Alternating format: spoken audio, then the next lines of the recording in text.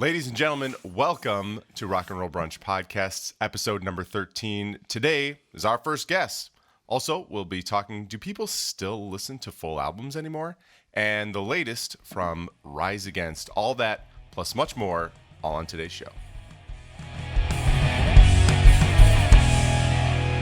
Ladies and gentlemen, welcome to Rock and Roll Brunch, episode number 13. My name is Josh Hanke. With me for the third time is our returning champion, right? Number 3, returning champion, Mr. Jim Hanke. Jim, welcome to the show, buddy. Oh my gosh, guys, thank you so much. It's been 3 times? Like, are we talking like back in the day? Back I'm gonna include R&RB V.1. V1.0. Yeah. V1.0. Yeah. Yep. I'm going to include it. You know, I've been hinting on the show that I do want to get a guest with us, and no better person could I think of to be our. I thought you were better guest. No one else showed up, and nobody else answered my emails. Well, one of our 2 listeners decided he wanted to be on, so that makes so downloads are going to be lower this year. Right. Yeah. How do I re-upload a podcast after I listen to it? Can I give it back?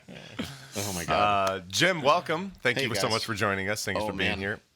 I feel I'm the oldest of this group, correct? How old are you? I just turned 42 this week. Oh, that's right. Did you? Right. That's right. Yeah. You are the. So I find it funny that I'm probably the most my routine this morning at an hour that I'm gonna ballpark and call ungodly. Yeah. Yeah.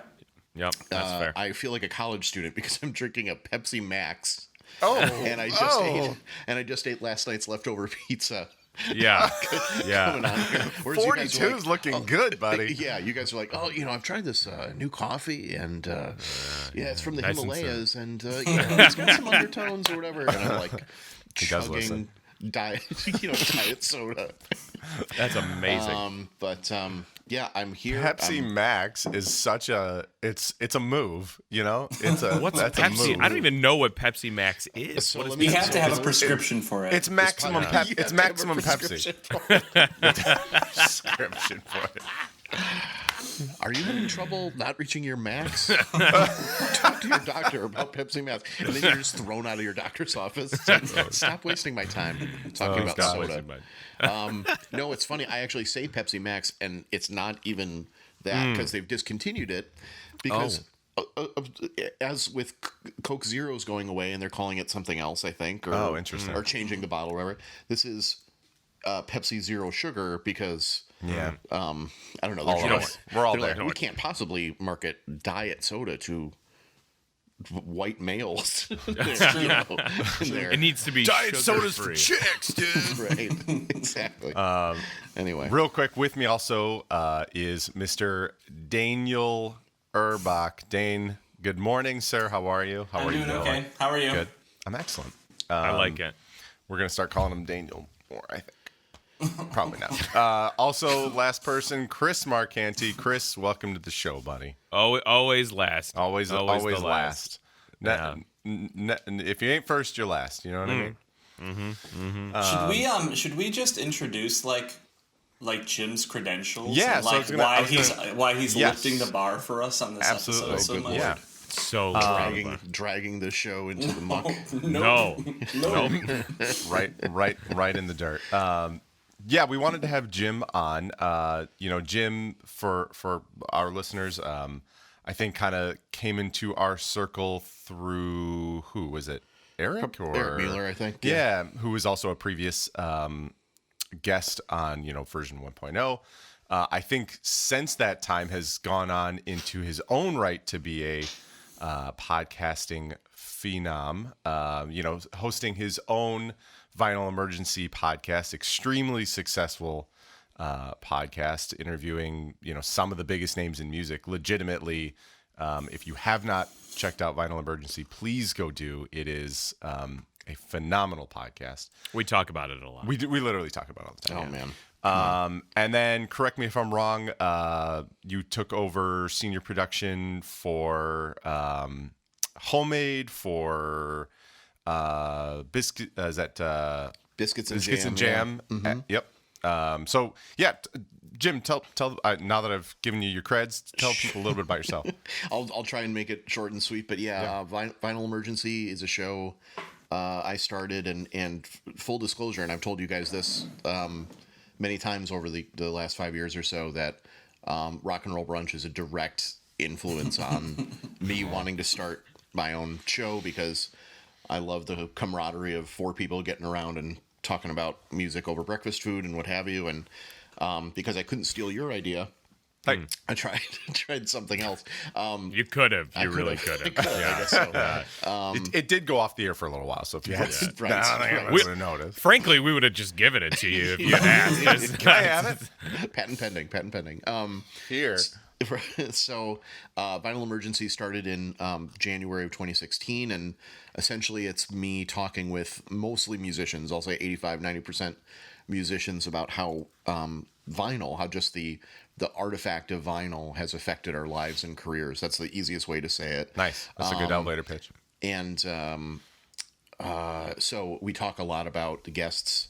Obviously, first memories of vinyl around their parents' house, record stores they remember or still go to.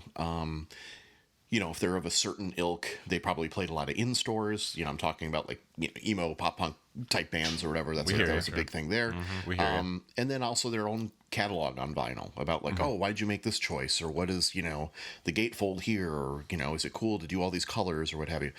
So guests have included Roseanne Cash, Hosier, Creed Bratton from The Office. Particularly to this show, I'll say like Chris Carrabba from Dashboard Confessional, members of Foo Fighters, Run DMC, Tom Petty and the Heartbreakers, etc.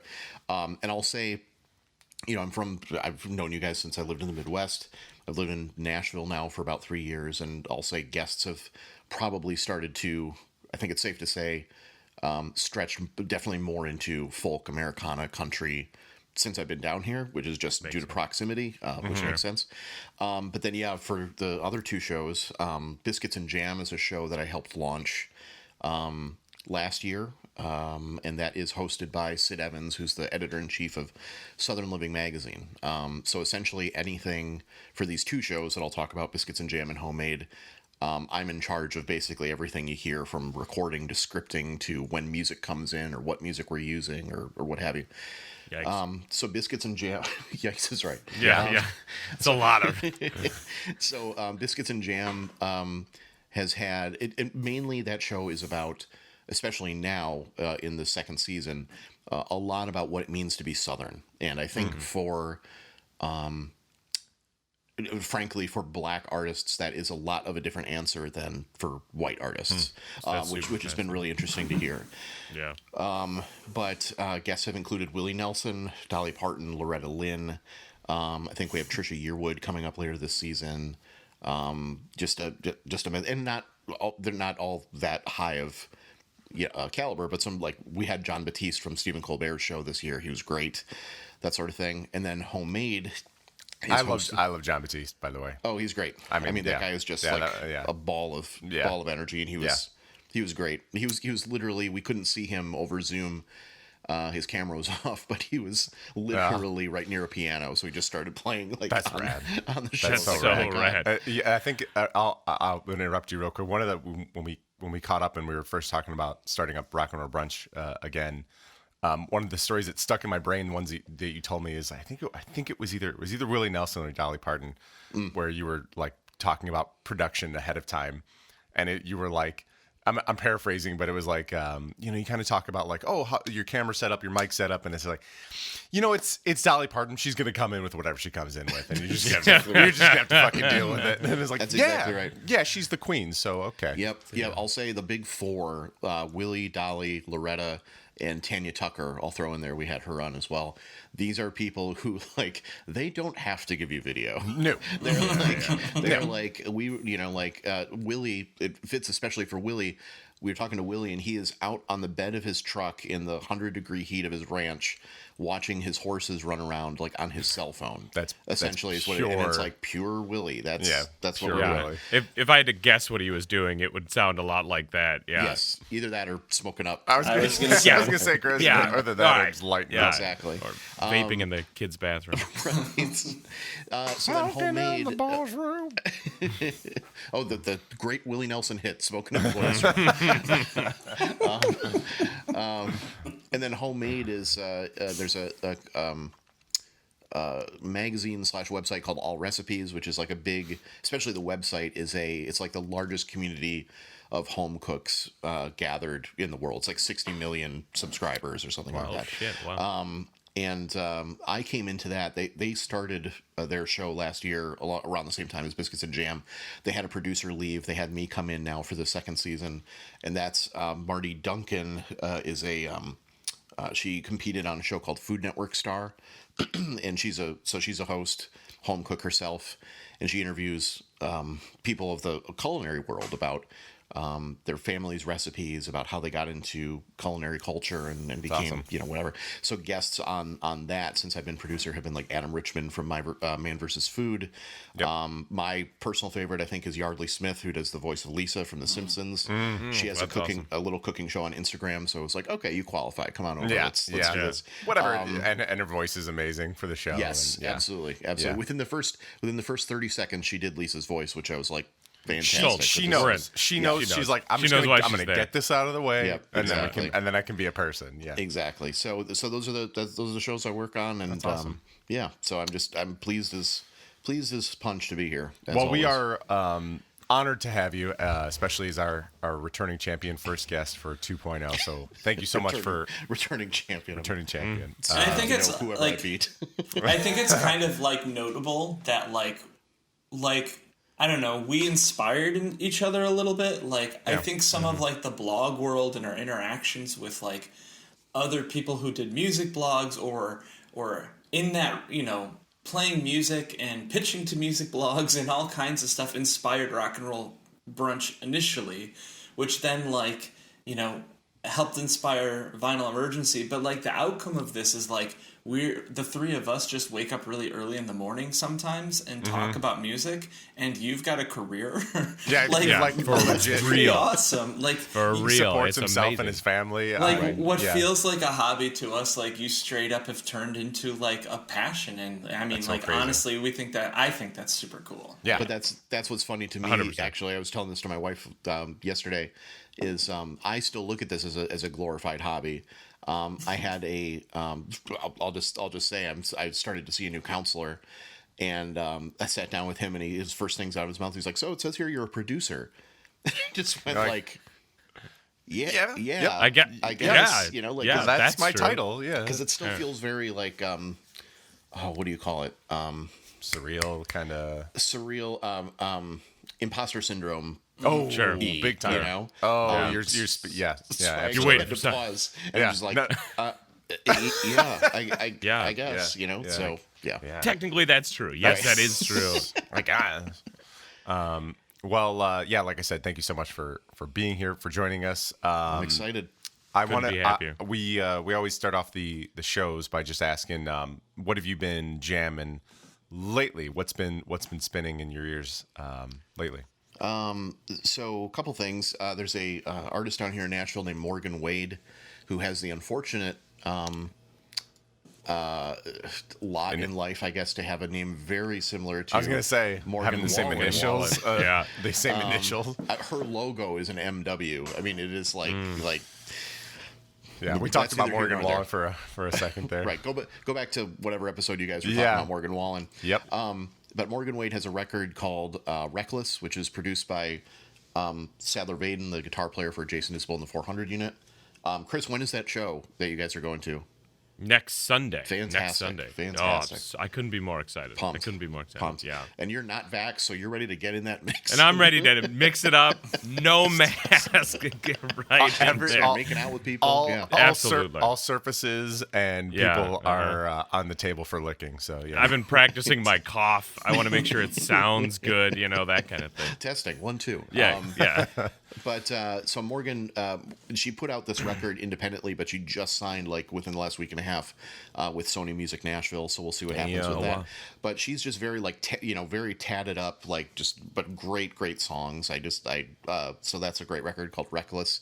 Amethyst Kia is somebody I've been listening to a lot lately. She is sort of maybe not brand new, but new to a lot of people as kind of like her song. She has a song on this album that came out a couple weeks ago. The album is called Wary and Strange, and the song is called Black Myself. And it is by far, probably my favorite song of the year. It's nominated for Song of the Year for the Americana Music Awards this year. Wow. Incredible. I mean, I haven't had a song or a single like this give me goosebumps in a very long time. So Amethyst Kia is one to look out for. Rustin Kelly, I never stop listening to Rustin Kelly, and Rustin Kelly is one of these kind of like alt country guys. He calls his music dirt emo. Ooh. Ooh. And because he is actually one of the rare, and I can't say for sure, I'm sure there are other artists who are this way, but he's the most vocal about it. He plays kind of Jason Isbell style alt country Americana folk music. Mm-hmm. However, he is extremely vocal about being influenced by emo and pop punk and stuff like that. You can hear it, even though the music is not that. You can hear some of the chord changes and stuff. It's like, oh yeah, okay, got it. That's awesome. So he's his one of his favorite albums of all time is from Rufio. Yep. That kind of thing. So he has his latest record came out last year called Shape and Destroy. Really great record, but I would point people towards Dying Star, which is his first LP. Front to back, I constantly play that album on my phone, on my turntable, anything. And he's also got an EP called Dirt Emo Volume 1 that he covers. He covers Dashboard. He covers Teenage Dirtbag from whatever, I forget the band.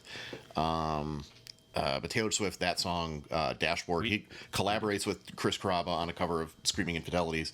So it's just really interesting to hear. And I saw him at the Ryman. He was my last show here in Nashville before everything happened, before shit hit the fan or whatever. And it's just a fantastic show. So those are the big three, I guess, that I would point people to. Well, thank you. I'm definitely gonna jot those down and go back and check some of those out. Those right up my alley for sure. Yeah.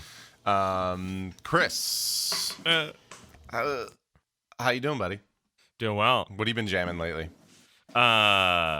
Somebody pointed me towards a band called American Arson, and they're they're a two-piece band, just a guitar player and a drummer, but they're not quite hardcore. I wouldn't say they're as hard as hardcore, but they're certainly punk rock or whatever. But they are just awesome. Their songwriting's fantastic.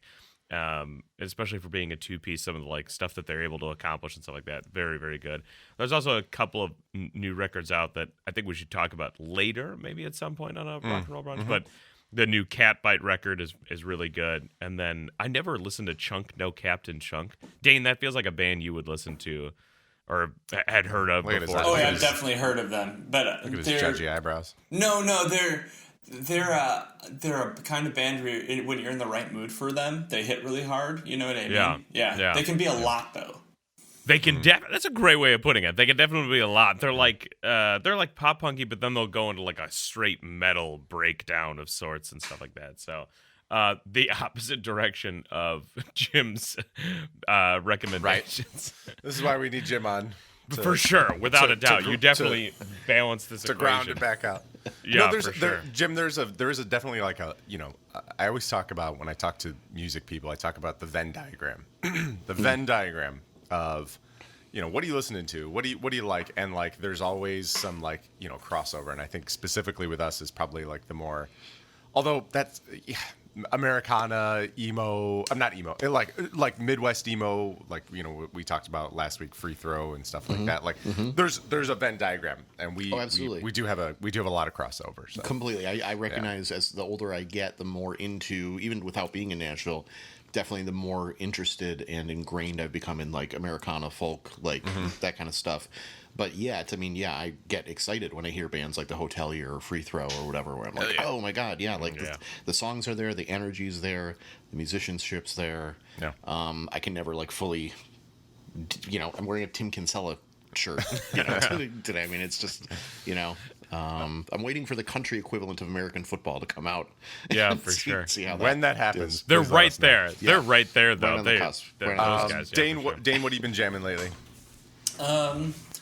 I have been trying to resurrect some oldies that feel like they fit for the school year. Go on. Yeah. Now listen, I'll help you with that. Let me help you. Yeah, Hold on. absolutely. I think You're gonna want Sam Cooke, all right? Some of the older Temptation stuff. That's really Yeah. good. You guys are Beach Boys misinterpreting is gonna me get for you. sure. Yeah. What do you mean? What's I wrong? have been. Hold on, I'm killing a fly. Oh, here we go. Do you want to give Jesus Christ? Do you want to give us a fly update from? I will last in a moment. episode? You guys ever jam Fairweather? That No. sounds familiar. So Fairweather, I got this weird promotional CD with 2 singles on it, and gosh, I don't know where I got it. In an issue of a magazine or something, in 2000. I was gonna say, what year are you living? Oh yeah, in? totally. It was like I was a junior in high school or something ridiculous, and they kind of reminded me of Coheed and Cambria a little at the time, but they just had a totally different voice, and they just weren't. They felt a little more punk than metal, and then they released this. They released the second album that was recorded, I think, by Brian McTiernan. So it has this sort of who recorded it? It doesn't matter. I'll look it up later, but it's got this really cool vibe to it, but it loses a little bit of its metal-y kind of riffiness. That album's called Lusitania, and I've been listening to it a lot. It's just so it was a high school record for me, and another high school to college record for me that became big in the fall was Cursive's The Ugly Organ. So those two records right now kind of are side by side. I've just been going back and forth, and through that I discovered an old band that's new to me, which is really, I feel like New to you. Well, I don't know why it's never been on my radar, but have you guys ever heard of Criteria? I know the name. They're a Saddle Creek band, right? Yes, they are, and the guy who sings and is the primary songwriter was performed in Cursive for their first 2 albums. But it's good. It's just big guitars, big chunky sounding guitars, and very sort of I don't want to call it post punk kind of post. but it's not really it's not really noisy. It's melodic still. I don't know. It's just good. It was a fun surprise. So that's kind of what I've been into this week. I'll definitely check that out. Mm-hmm. Did you happen to check out Get Fixed by Cursive? The record that came out. Yes. Yeah. It was really good and probably up there on my list of the top 3 albums by them for sure. It was very good. Cool. I have been listening to. Speaking of stuff Dane recommended, L1011. I did go back and check out based on that recommendation from a previous episode. Me and instrumental rock, Dane. So that was up my alley. I was working on a project, and it was great to just kind of turn that part of my brain off and listen to that, and kind of have a soundtrack to what I was doing. Not as I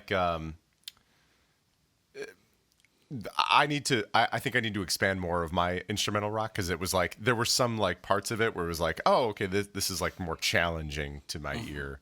It's a little less cinematic. A little less cinematic. Yeah, and it's more just sort of a groove that you get into. You know what I mean? Yep. And then real quick, from a previous episode, we talked about the Dirty Nil. And I've been really heavily. I've been really heavily jamming a record that came out previously called Master Volume, which may be better than the record we reviewed, Doom Boy. So it's just phenomenal. And then I know that because you attack me with Dirty Nils songs. I just want you to. He'll be like, I just want you to agree with me that they're phenomenal. if you don't like this one and then send me a song, you're the biggest piece of shit in the world. Yeah. Yeah, I just want you to agree that they're fantastic, Chris. And then there was something else that I lost off the top of my head, but yeah, there you go. Well, let's get into the episode. Our first story of the day is going to come to us from the good folks at rollingstone.com. The question is, who listens to full albums anymore? Thank you once again to the Rolling Stone magazine for effectively running this podcast for us. They had a really interesting article that I think there's a sentiment amongst music fans of full album versus singles, and maybe the people who are more just consumer friendly of music, do they just listen to singles? There's almost like a what's really happening there, and I think the point of the article for this one was to kind of put some data behind that, to put some numbers behind that. And I just wanted to start by reading a quote because I think it surmises really what the article was about. It said, using streaming data from Alpha Data, the analytics provider that powers RS charts, we analyzed thousands of albums released in the past 10 years to see how completely streaming audiences listen to albums. We gave each album a score based on how equally an album's streams are divided amongst its songs. The closer to an album score is to 100, the more the average listener has consumed. The score since the start of 2015. Yeah. Good quote. Since the start of 2015, the average score for the top 500 albums has actually increased slightly. So, maybe counter thought would be that people are listening to singles more, just singles, but actually the data behind that backs up that full album streams have gone up slightly. Older albums are more likely to have a lower score. We all seem more likely to return to our favorite tracks off older albums, while more likely to listen to album all the way through when it's first released. So according to Alpha Data, full listeners are up. I'm going to start with Jim today. Jim. Oh, boy. What is your listening habits? Tell me, are you a guy who's, hey, if I'm putting on a record, there's an intent here, and I should be, kind of honoring that and listening to it front to back, or are you just going, give me what I actually wanted to. This is what here's the singles they put out. That's good enough. I got the gist, or maybe this is my favorite record from 5 years ago, and when I think about that, it's really only about like 3 songs. You know what I mean? Mm-hmm. Mm-hmm. It's funny because as I was reading this article and kind of making notes to talk with you guys, I felt like I straddle both ends of the spectrum here. Like, as a vinyl lover and as somebody who has a podcast all about it and how we make it and how we consume it, whatever. What's that podcast called again?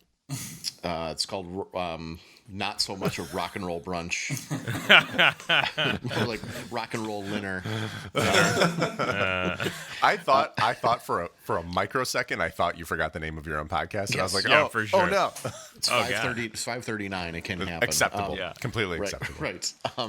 But I do, like, when I purchase a record, part of my habits, I don't know if you guys have this when you do make a vinyl purchase, is like, before I shelve it, I have to play it through at least once. 100%. I love side A, side B while I'm working or whatever, and then okay, great, I listen to it at least once, put it away. So in that case, but this is talking specifically about streaming, so I feel like the vinyl thing doesn't come into play. Yep. By the other end of the spectrum, I mean that I feel bad that the older I get, the more music has to wow me out of the gate for me 100%.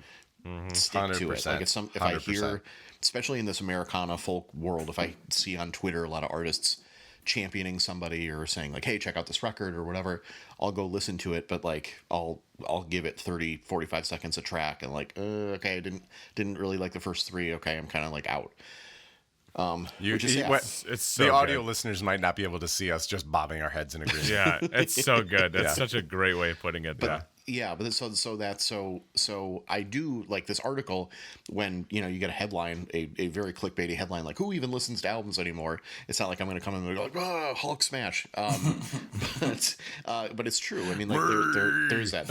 I did want to give some context though. From the world of vinyl, as far as like one of the things that stood out in this article is a little bit before it even got to the numbers of that digital music sales, or I'm sorry, just music sales in general have been on a double-digit tumble since 2016.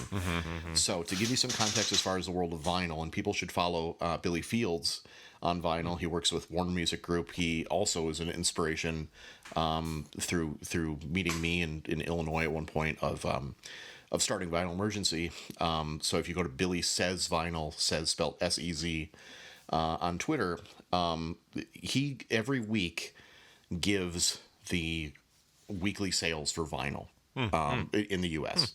So for the first week of August, to give you an example, first week of August is currently 54% above that same week last year. So up over half. Wow. Year to date, 736,000 units, which is up 109% from this time last year. Whoa. So right now, if the year were to end now, we'd be at about a little over 23 million units sold. And 2020 will have been eclipsed in vinyl sales at this rate by the end of quarter 3 of this year. So people are buying physical vinyl now. Every year we say now more than ever it's true. Like it's just like constantly true year after year. Which leads me to believe then that the double-digit tumble they're talking about is people buying the albums on Apple Music or whatever, Amazon or whatever, and paying a flat streaming fee is kind of like what they're talking about. I can't fault people, and I don't think it's like necessarily technologies, has ruined the attention spans of people or whatever. But we are in a spot where, the article talks about TikTok and things like that, where, I mean, there are songs, my wife works for Warner Music Group and she knows of songs that are hot on TikTok and I have no idea what they are, but I will say, like, a lot of the artists that they mention in this article, people like playing all the way through, these are like when an album drops, these are events for the music industry. It's Taylor Swift. I'm not a big Lana Del Rey fan, but Lana Del Rey, the Hamilton soundtrack was the most played through. Well, of course, because I was going to talk about that. That is a play. So we'll you talk are like about trying that. to, yeah.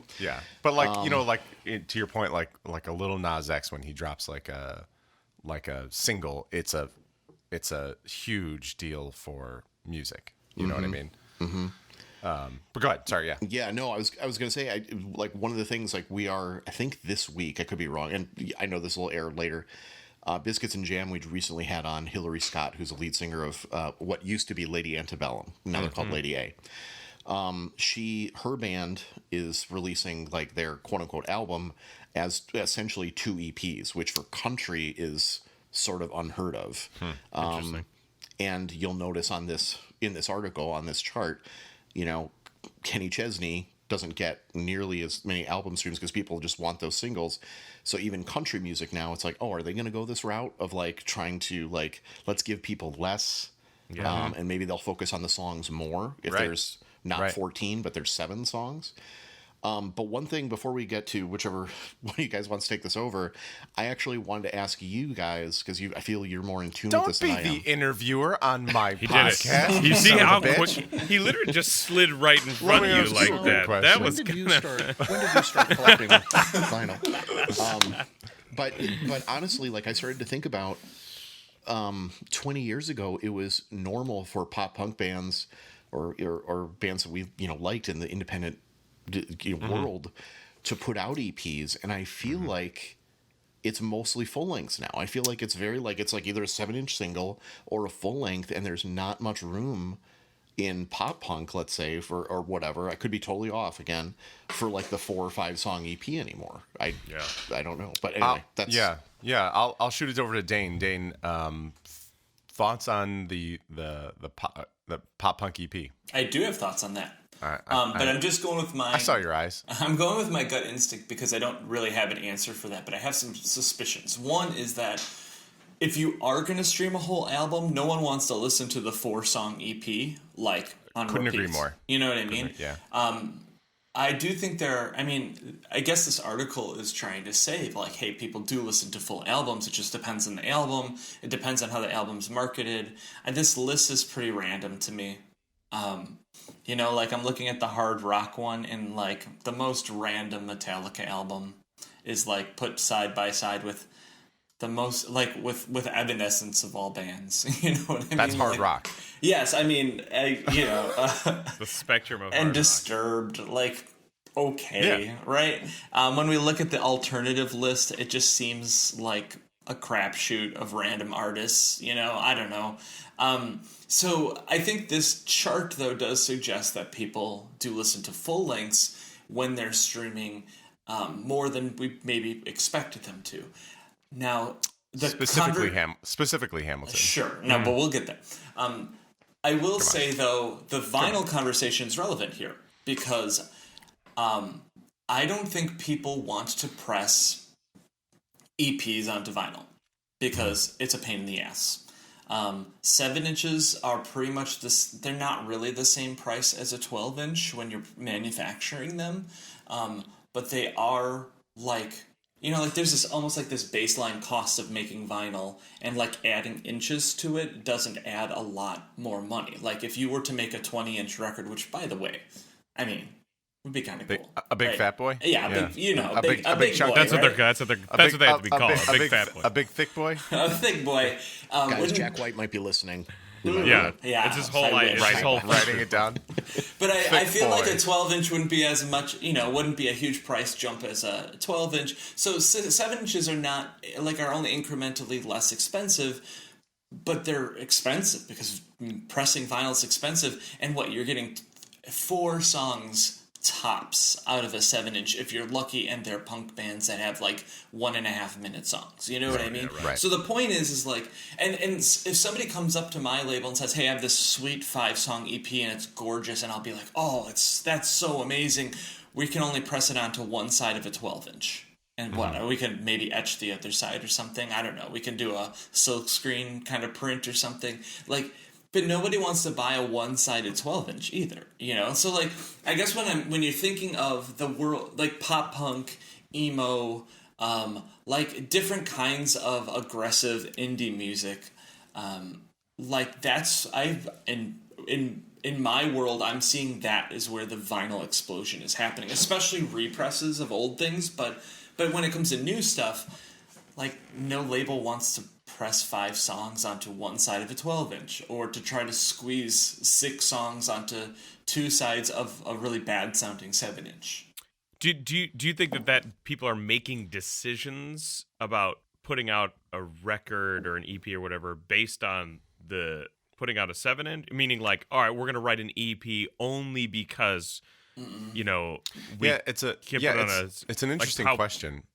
Because it takes it to a different like extreme, right? We're like, we're only going to put out 5 songs, but because we don't have a plan to put it on vinyl, right? Like You have to decide. It's always you have to decide right off the bat. I think that bands aren't thinking about that at all. Yeah. In fact, probably should be. I guess probably, and I think it's not like I know everything, but I feel frequently. Stop acting like you do. Yeah. Well, stop acting. I mean, I know a lot, but but I do get the vibe that that's the cover quote. I mean, I know a lot, but I do think that like a lot of labels are probably being asked by their bands like, "Hey, we got these 5 sweet songs," like, and the label's like, "Well, I don't want to wait a year for a 7-inch or for a one-sided, LP." I will say though that I think the way people consume music on Spotify has changed the way people release music. And so they were talking a little bit, I didn't know a lot about some of these releases, like about Migos' 24-track transitional inventory dump, or You know what I mean? Like there were a few others that were thrown out there. I don't. You're just saying things. Word You're just salad. saying things. Yeah, I don't know much about that, but I will say that like some But he does know a lot. some artists I think are recording things one at a time or in smaller batches because they'd rather release more smaller batches on Spotify that can be thrown into like the music release schedule, and we can do 2 or 3 releases by a band instead of just one every year or two, right? The album cycle is different now, is I guess what I'm saying. And and if we release, like if we have a 3-song EP. There's a fly on his head. I know, guys, listen, it's bad. Mike Pence over there. If we have like a 3-song EP, but then we release each song across 3 months, one single at a time, it's going to be treated like each of those songs is like a big damn deal. It's going to get more plays on Spotify. So I guess what I'm saying is the album cycle is totally different now. For some artists. Other artists are still doing it in the traditional way. And this new way kind of is to accommodate that person who only listens to singles, who only listens to whatever's on a playlist, and who are not like me. I wanted to share my thinking about, like, if I am really into, like, Parks and Recreation, I don't just go to, like, the one episode where little Sebastian dies over and over again, right? I just want to listen. Because that would be very dark. I know, but you know, I'm kind of grew up a little emo, so that's my style. Satisfaction. But you see what I mean? Is like I want to just listen to. I want to watch the entire, the entire season, and then I want to go to the next one, and maybe I'll go back to the first one, and then I'll go back to the third. You know, like I don't want to. I don't want to like. Only if I like a band, I want more of the band, not just the one song by the band. And that's sort of where I'm at with all this. I am a straight up an album listener. What's interesting is, like, you said that it's changing, you know, and there's a lot of evidence to support that. But at the same time, then if you look at the data, if you look at vinyl sales and you look at streaming data, it shows that, you know, and like Jim said, if I grab a vinyl, I'm gonna listen to it front to back. That data suggests that that's not the way things are going. Chris, what do you think? Where are you at? My initial thought on that is that it's a bell curve, meaning that, like, similar to Jim's point, I'm in the exact same boat. Where, like, it's the old man thing where you're just like, I know what I like, and you didn't give it to me, so I'm not going to listen to your album, sure. right? Like, I just go, yep, yep. Yep. And then I get rid of it. Like, it's just 100%. And so I think that's where the bell curve starts, where you're just listening to, you know, a few seconds or maybe even one song of a band that you're trying to figure out. And then it goes to, holy shit, this Free Throw album is incredible, and now that one's in the churn and I'm listening to the full album. Or all the way at the bottom, which is, I use this example all the time, but, like, I love Frank Turner, but I like very specific songs by Frank Turner, so I have a Frank Turner playlist, meaning, like, I'm only listening to 1 or 2 songs of his album. And so the bell curve is like, it starts just a song or two, it goes to the full album when I really like the band, and then all the way at the bottom when, like, they're an older band and I just want to jam one of their big songs. Chris, that's exactly what I was going to ask you too, is like I know for me, what I fall into is exactly what the record said, or I'm sorry, what the article said, which is, like, if it's an older record, there's like 3-4 songs I really do want to hear, and I'm gonna put those on and be like, yeah, that was great. Unless I just need it as background music. But, like, for a Frank Turner, for example, there's certain songs I definitely want to listen to. But if Frank releases a new record, I'm listening to that front to back several. You know, if it's an artist I love, I'm listening to it front to back a few times to get it into my into my. Are you the same way, where it's like if they release new stuff, you're listening to it front to back? 100%. That's when it starts its way through the. Yeah, I just could care less about, like, the mandolin driven songs where I'm like, just go to the tab. The other long version of this that I think is important to point out is that I really believe we're still in a transitionary period where people are trying to figure out what it means to put out music and what it means to be a band and an artist and all these different things. Like, we went through this kind of cataclysmic bottom falling out of nobody buys CDs anymore or like whatever, all of this other stuff. And all it's been since then is recovery in terms of like figuring out how to release stuff. I find the most aggravating thing to me is going like, oh, I'll check this band out. And I go into their Apple Music and it's like single. I just want to listen to one fucking album. Like I don't want to have to go like, oh, that single's over with. I got to go click the next thing, which means the UI hasn't been figured out. Like the way that Apple Music and Spotify, they still haven't figured out what it means to like what artists are trying to do and how they're trying to put it out. I think playlists is almost the like path of least resistance sort of thing. But what I truly believe will end up happening is, and I've said this for a while, is that like bands will get to eventually high volume releases, meaning you're putting out an album, but you're putting out 4 albums a year. Right. And then those albums are finding their way into playlists and things like that, into single groups. And when somebody goes, this one of the 4 is a standout, that's the one we're going to end up pressing. And that's what will be how the future goes on for bands and like releasing music. It has to be a high volume thing rather than a extremely low volume, high quality thing. I truly believe that's the trajectory of the way this goes. But that leads to people still listening to full albums, them just deciding which albums to listen to that bands release. Jim, you said a word that I wanted to real quick. I wanted to pick apart. And I wonder if the rest of you guys feel the same way. You said that you feel guilty that, you know, when you're going for just the dessert of the records you really want. Explain that. Explain the guilt. And tell me if that's just us or if that's like people at large. Well, I think the guilt comes from the first thing I think of is like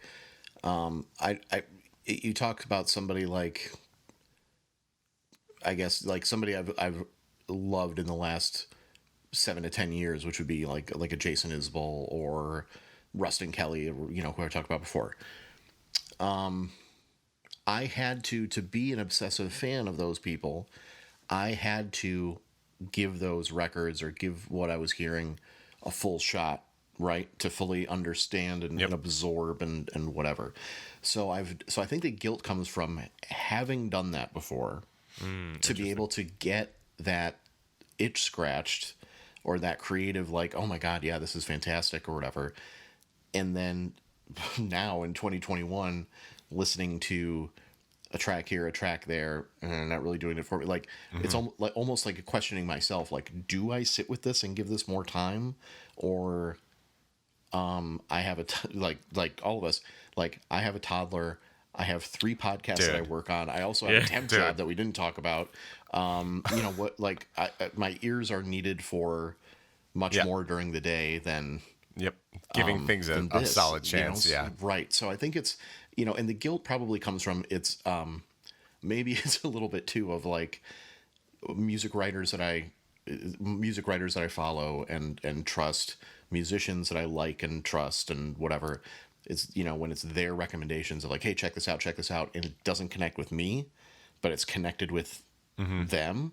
And it's like, okay, you know, and I just got to realize like, that's okay. That's, you know, just whatever it is. So I think that's where the guilt comes from. Is not so much like, oh, I don't have the attention span for this. That's not really it. It's more so like, I gave other stuff a chance to be able to grow on me and why, but did those artists that I mentioned before, did those just wow me out of the gate? And I was hooked immediately. I can't frankly remember. So that's funny that you say, because like I definitely find myself tackling that sentiment a lot, which is actually a great transition into our record review for the day. So let's go ahead and right there. I actually do think that's a really good transition for me. So let's get into Not it. For the rest of us. Not for the rest of us. Because it was good for you. Because that idea of like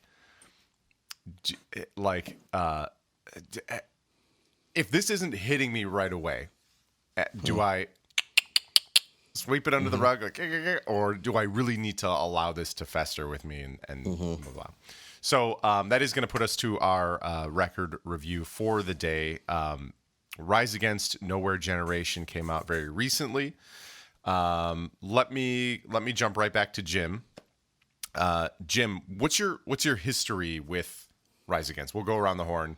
Do you have any history? Do you have any history with Rise Against? I got to tell you, this is the first Rise Against album I've ever played. Wow. Can I tell you something? That's startling. That's startling to This is why people we like had you us. on. That like, Okay. yeah. This is why we had It's you on. awesome. It's Yeah, awesome. perfect. It's a good thing. Yeah. Okay, so, no history. Here's the thing. The history I have with Rise Against is seeing them. I've never seen them play, but knowing that they toured with bands that I liked, like consistently seeing their name. I mean, I went back.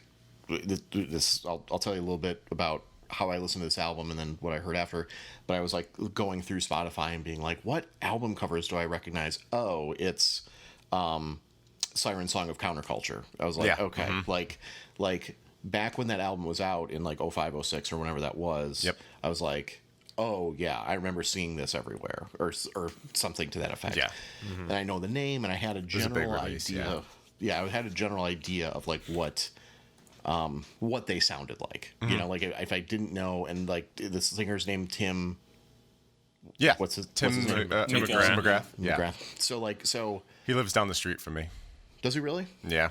Dane hides in his bushes. He's gonna come in through the closet right now and talk about this Yeah. record. Here he is. Hey guys. But so yeah. So this is Okay, one where I was cool. like, oh okay, like I'm gonna. And I mean no disrespect to this, I'm going to sit through a Rise Against record and see how I'm gonna sit through is so good. so good. To quote Pam's grandmother on The Office, I'm just going to sit here and let it happen to me. So okay, my general feeling, like I listened to this album and then I went back to The Unraveling and Siren Song.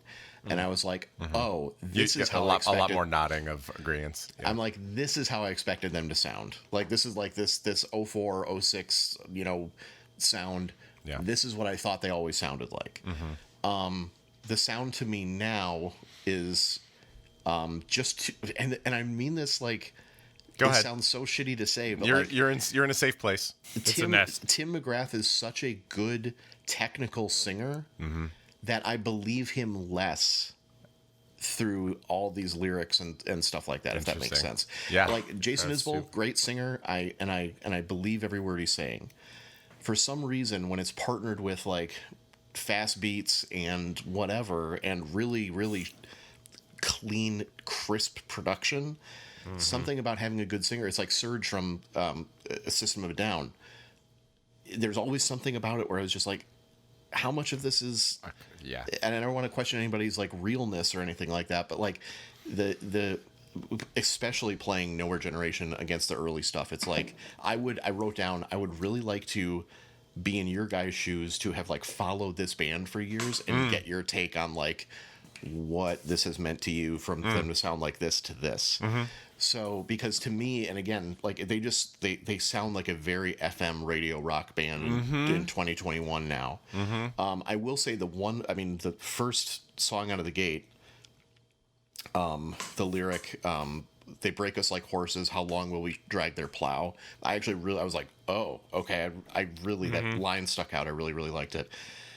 And then they had an alternate take on Spotify of the title track, which is a little slower, a little bit more stripped down, and it had like a female guest singer on it, which I really liked. I didn't love the title track, but I heard that, and I was like, oh, okay, that's kind of cool. So, and I appreciated some of the time changes and stuff, but it very much felt like wallpaper to me, That's as far really as good, just yeah. like fast beat, politically charged. Right. Okay, like I'd rather, like you guys talked about Descendants last week, about like Chris mentioning, I just would rather listen to Bad Religion. I would rather put on Stranger Than Fiction and get kind of like the same My man. feeling Yeah, there we go. from this. So so in general, I just feel like Tim's too good and the production is too clean for me to really feel anything with this record. But that's just me. No, an amazing perspective. I apologize for throwing it to you first without kind of gauging. Where's your sandwich? Gauging Where's our your gauging our compliment temperature. Yeah, gauging our temperature. Great, but now that that's out of the way, that's coming from a very astute music appreciator. So, thank you. Oh, were they on too? Yeah, bye guys. Bye. I was gonna say where are they? I'm gonna throw it to Dane. Dane, what is your history with Rise Against? Same as Jim, and where are you at with this one? So if I have a band history, it's with Rise Against, because we accidentally saw them play at like one of their first shows at a skate park once, like in 2000, before they had released any albums or any songs anywhere, and I was a big fan of their previous band, Idiot Fingers Louie. Some of them ended up in Rise Against. I've got a history with this band. I just before they released any music, I had seen them 3 times, and at like VFW halls and stuff. And this is not in a trying to toss my credibility around way. It's just there isn't a band that. But here we go. There isn't a band like this other than Rise Against for me. There isn't a band where we saw them at the Metro 3 times in 1 year, and just crazy stuff because they're from our area. Local boys. Yeah, we just ended up seeing them at moose lodges and shit like that. And my friend, when we were in high school, my friends were even more obsessed and literally went to every show. So every one of these albums that they've released, I've been pretty close to, except some of the more recent ones. I don't think I listened to much of The Black Market or Wolves, or I know we probably reviewed Endgame back in the day. Yeah. Mm-hmm. The Unraveling and Revolutions Per Minute were and The Sufferer and the Witness too. These were really big albums for me because of the time and the place where they were released. So to me, this album feels in a weird way it's the first album of theirs in a decade maybe that I was okay, I'm excited about this one. I do agree that it doesn't feel like the Rise Against that I discovered when I was in high school. It's a little less screamy, it's a little less intense. Part of the thing I loved about Rise Against in their earliest albums is that they felt like a mix of songs that had this emotional resonance that the emotion wasn't always tied to politics. It was about relationships, it was about friendships, it was about all kinds of other stuff. I don't feel that with this album. I do feel it's so political, but sometimes the politics feels a little pandering. I think Nowhere Generation is a great example of it.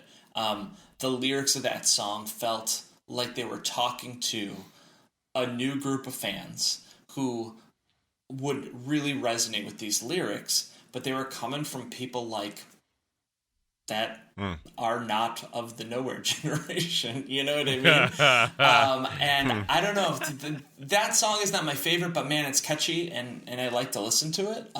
But yeah, the first couple songs, The Numbers and Sudden Urge, just they're just good jams. And I think Broken Dreams Incorporated does not have my favorite lyrics. They feel a little bit like they're hitting you too hard, but man, that song gets stuck in my head. You know what I mean? So to me, it felt like their return to fast and their return to loud, and fewer ballads and more fewer slower kind of ballad-ish songs is what I guess I should say, and more just sort of the hardcore influenced punk rock that I love. So I mean, honestly, I've really enjoyed this record, despite feeling like I had to kind of look the other way at the lyrics sometimes.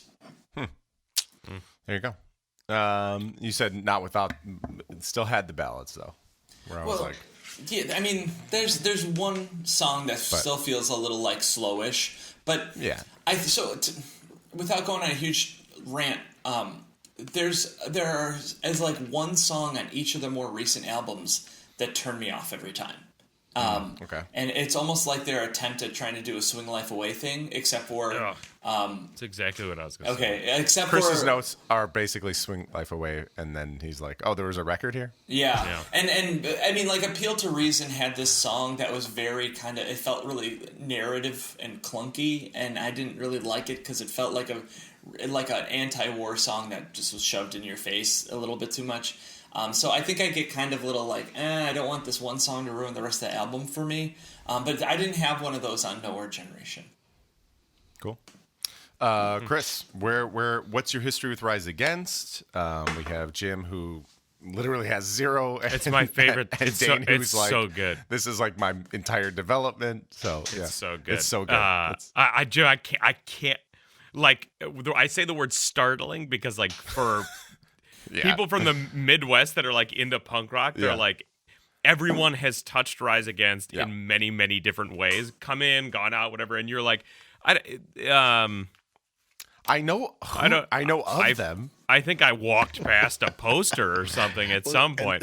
In 2006. In 2006, and that's exactly true. And Dane brought up a good point. Actually, I was going to throw in there the name itself might have even turned me off because like my pop punk leanings were always like Smoking Popes. You know, like Bad Religion was to like. There's only a couple Bad Religion records I really like. Yeah. I wasn't Fucking so political. dare you. But I mean, like, I just wasn't. I've never really gotten like when the Weaker Thans get political. It's like okay, like yeah, I can kind of like like I can. Now kinda, I'm listening. Good morning, boys. Yeah, right, exactly. And so I think it might have just been like, oh, Rise Against. I already know. Sure. Like I'm gonna go to the show and I know what you mean. sign up for 3 mailing lists. You know, like or whatever. But I don't know. So Sign up for 3 mailing lists is like That's a poignant. That's all the way down. That's all the way You have down. to Laser you have to accuracy. weed past the pamphlets to find the record. Like, right. Oh my god. Chris, where you at with this? Give me some I- history and where you at. Somewhere in the middle, I'd likely say. I think what the first show that I ever saw at Fireside was a Rise Against show. It was like Strike Anywhere and Rise Against at the Fireside, and it might have been after, I guess, The Unraveling came out. It must have been. Had to have been. I'm sure it was. As your brother, I have to say that was definitely after. Yeah. Yeah, which that goes all the way back, and the albums like Suffer and the Witness and The Unraveling spoke very much to like the punk rock, rise against, political stuff that sort of dressed up being in high school and slightly thereafter. And then to Dane's point, like I literally just stopped listening to Rise Against. Like I saw him I went to a Warp tour, and then they were like closing out the night. And there were, 15,000 kids that walked over there, and I was like, I think we could just get out. I'm good here. I don't think we need to see them. But the numbers, the first song on this record, I was like, hold on, wait a second. We're back. I'm interested in what's happening here, and then they did nothing but let me down every song after that. Where I was like, Jim, you nailed it on that. It some of this shit feels so disingenuous it's not even funny. I meant to write down the lyric yesterday while we were driving and I was listening to it, but it was something like some of this stuff is just so unbelievable that like it's almost like we need to get some new fans, and we know there's angry kids out there, so let's try to steer into that skid a little bit and try and figure out how to get. And like I don't like telling other people that what they're doing is disingenuous, because that's not fair, since most of what I do is disingenuous. So it's like this podcast. For instance, here's a great instance. Chris, what we're doing right now, amazing. Right. Most of what I do is disingenuous. yeah, 100%. So I don't This like kid's a saying walking that. fraud. Yeah, absolutely. But we can smell our own. Please introduce him every episode after the this as walking fraud, Chris Marcancy. No It's actually problem. how he just introduces me when I walk into a house business somewhere. card. No Yeah. fucking problem. But I've used to me this record turned into like why I listen to a band like All Time Low. I don't listen to a band like All Time Low because I'm enjoying what they're singing about. I listen to it because it's like ear candy. Like it feels good to listen to. This album found its way into that group. Like if The Unraveling appealed to like the punk rock in me, this appeals to just like it's this and like I don't know, I can't think of another like but like All Time Low, where you're just like, yeah, this song's catchy and I enjoyed, whatever. Unfortunately, that's just the way it landed for me. But the numbers, Sudden Urge, Nowhere Generation's so fucking lazy. It's not even funny. But like Broken Dreams, there's some rad shit that's going on in there. There's good songs from like a fast punk rock perspective, but I almost don't feel connected to anything that he's singing about. Because it's like, I'll say with what's the first song again? The Numbers. The Numbers. So, I mean, I appreciated like listening to 3/4 of that song, and then all of a sudden the time change happens towards the end, and I'm like, oh, you went halftime for the majority of the song, and then picked it up at the end. It back up, That's interesting. Like, that's an interesting thing. I was like, flip, okay, cool. It's not this trademark. Like, okay, now we're gonna halftime this. Yeah. So there were like aspects where I was like, oh, okay, but it just, I mean. Even the artwork, like here's a bunch of TVs and it's. I mean that reminded me. We brought up Bad Religion. Was it the Gray Race that has all those like the TV? But also No Substance has this TV. No Substance. Yeah, but it's No kind of a Substance. combo of No both. Substance. No Substance. Yeah, No Substance has the TV, and then Gray Race is all just black and white pictures of people. It kind of felt like a melding of those two things. It just felt drab.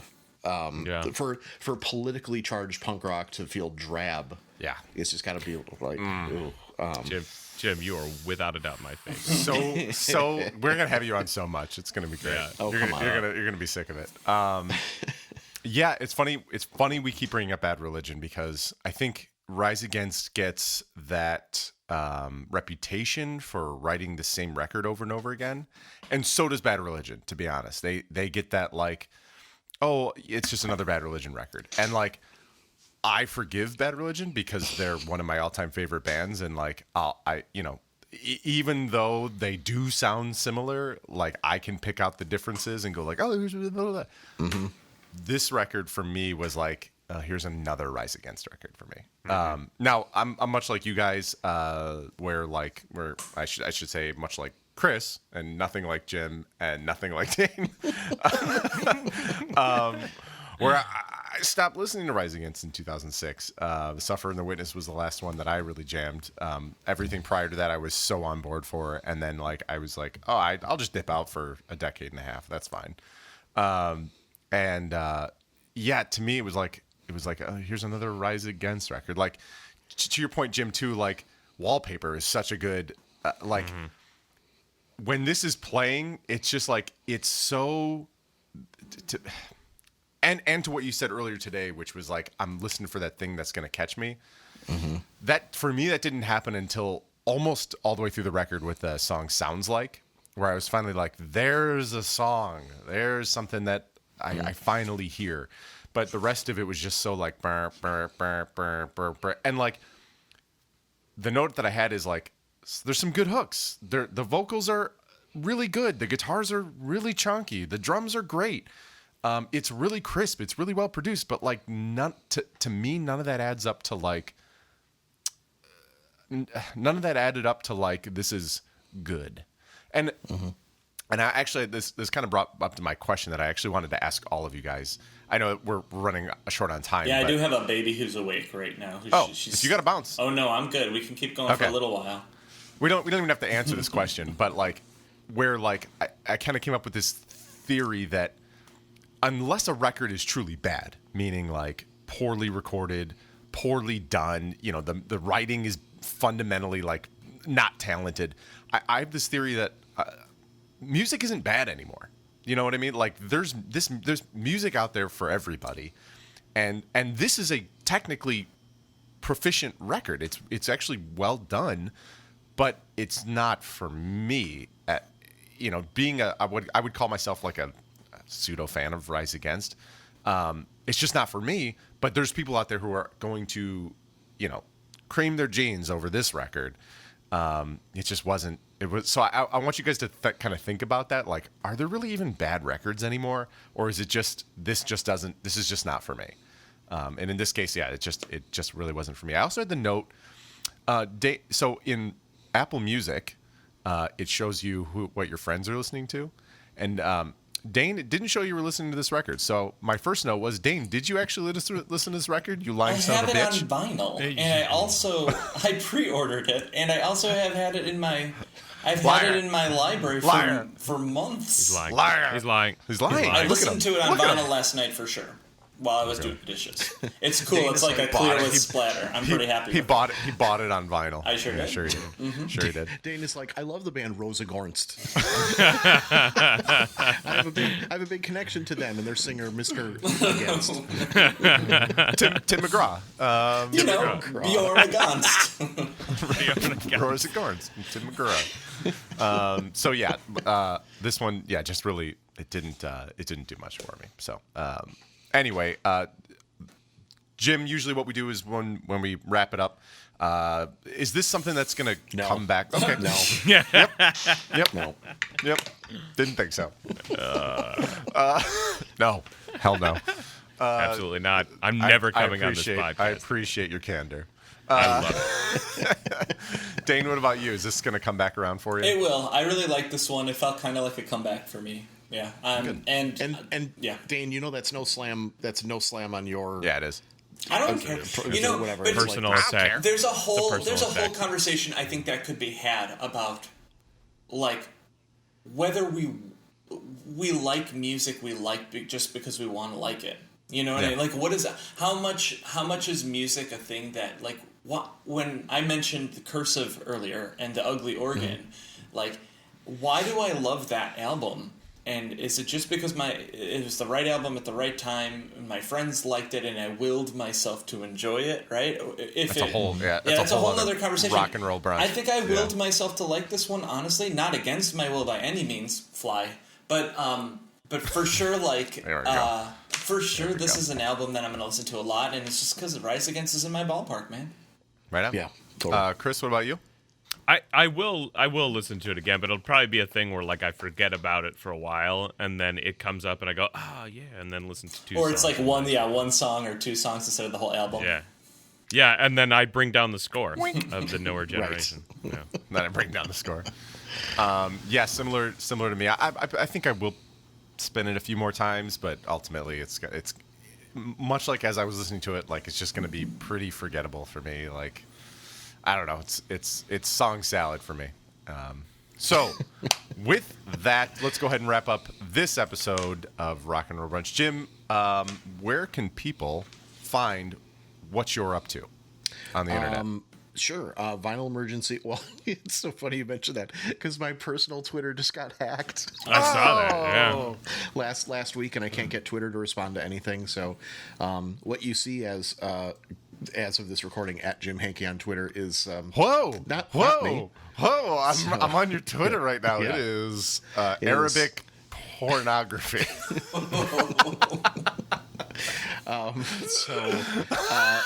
It's better to do at Vinyl Emergency. Jim, you've been hacked so hard. I'm sorry, but you have been. And then you scroll down, and it's like, oh, here's. Oh my God, this is like jihadist propaganda. I think. Right. Okay, there we go. But then you scroll down, and you're like, oh, here's Jason Narducci at Pinwheel Records. And then Here's a Brewers update. and here's the Brewers. Right? Yes, exactly. That's fucking hilarious. So you can listen to Vinyl Emergency however you listen to Rock and Roll Brunch. Not on YouTube, frankly, for all the I mean, I can't even think about putting Vinyl Emergency on YouTube because of all the music issues there.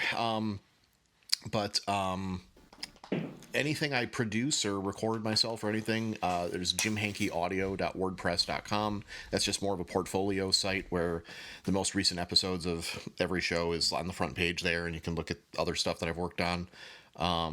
That's pretty much Instagram at Vinyl Emergency, Facebook page, Awesome, all that stuff. Please go follow Jim, follow what he's up to, and check out some amazing podcasts. The next episode I will tell you is with Natalie Hemby from the Highwomen. Awesome.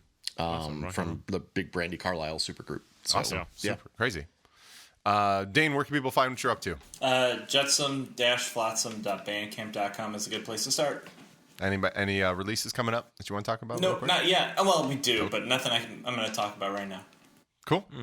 Very incognito. Fine. Yeah, cool, man. Be like that. Chris, what about you? I would, but I'm just not ready to talk about it. No, it's throwbackchicago.com. That's where you go. Cool. For me, you can keep it tuned right here, Rock and Roll Brunch. We are on Instagram. You can find us, Rock and Roll Brunch at gmail.com. Email us with your questions. You can also find us on YouTube. Last show got 4 views. So I don't want to climb in those charts, baby. Get monetizing. That's what I'm Get talking monetizing. about. Come on. Bring the money in. Give me some of that Google money. Jim, thank you so much. Thank you so much for having being me. here. Thanks, It's an Sincerely, absolute pleasure. thank you. Anytime. Yeah, you will definitely. You're gonna hang on to that belt. So we're gonna have you back. That's right. That's right. Discount Baron double Rogers. check. Discount double check. Discount double check. Right. Yeah. Right. That's gonna be it for us. Jim, when we check out of episodes, you might be familiar. We like to ask for that check. So if you could give the folks a check, please. Check, please. Boom. Very nice.